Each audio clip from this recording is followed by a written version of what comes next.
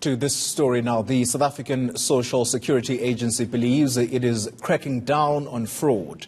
It's been working with the Hawks and other law enforcement agencies. In the latest case, 5 people were arrested for defrauding the agency in the Eastern Cape. To discuss this partnership, we joined in studio by Sassa CEO Busisiwe Memela. Ms. Memela, thank you very much for making the time to talk to us here. So, 5 suspects were arrested and they appeared in court, in a Butterworth court yesterday. Firstly, why do you believe that this is a syndicate that is in operation here?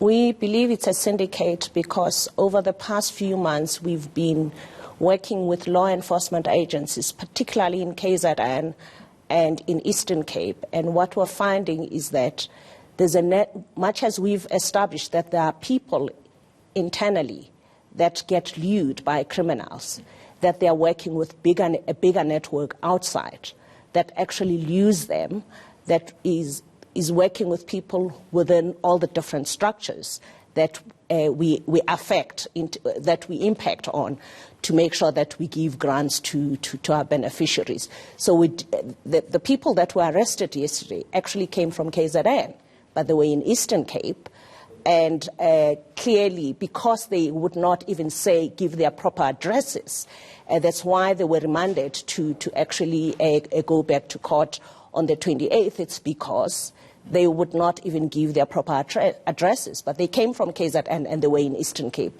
They were caught, 3 of them were caught right inside our offices to actually work together with a few of our staff for them to give them the information that they require. Is your staff talking? Because clearly they are lured into this, as you say. So it's an inside job in order to try and facilitate the work of this syndicate. How big is the syndicate and where do they operate from? Because I gather it's not just KZN, Eastern Cape. There's also Gauteng in the mix. We have a suspicion that it's a national network. As you know, criminals actually work everywhere. But the key, I think, is for our people to understand that crime doesn't pay. And that what has been helpful for us is working in partnership with the law enforcement agencies. Because in many instances, we can't do much on our own.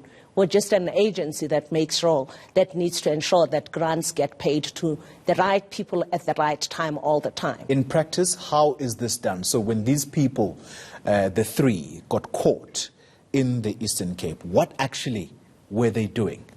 They came with a list because they would have a list of people that they would want to have loaded inside our system.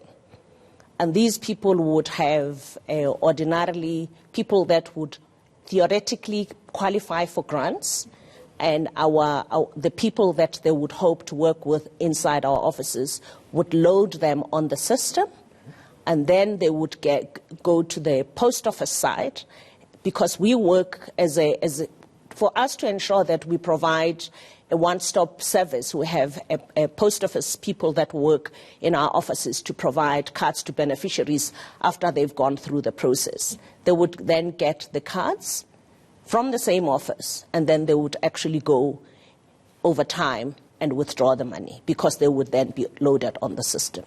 How vulnerable is the system to this kind of fraud?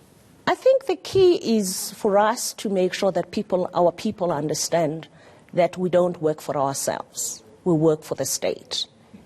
And it's for us to make sure that we continue to put better control measures in place. What are those? Because you've just admitted that this is an inside job. Yeah. And those control measures would require ensuring that the people that manage the offices make sure that they put checks and balances, because they are there. It's just that when people don't work according to the processes, that's when you get vulnerable. But for us to also make sure that we continue to do audit trails and audit checks to make sure that we're not vulnerable.